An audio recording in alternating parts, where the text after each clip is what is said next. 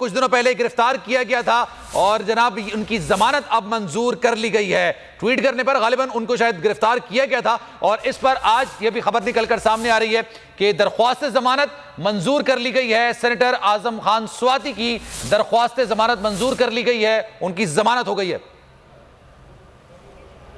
नूरुल अमीन दानिश हमारे नुमाइंदे हमारे साथ मौजूद हैं, उनसे मजीद बात करेंगे।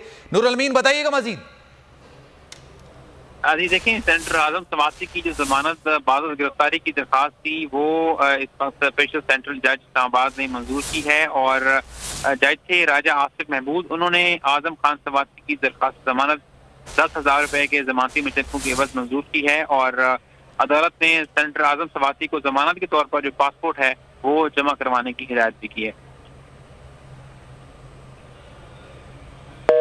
जनाब आजम स्वाति की जमानत मंजूर कर ली गई है।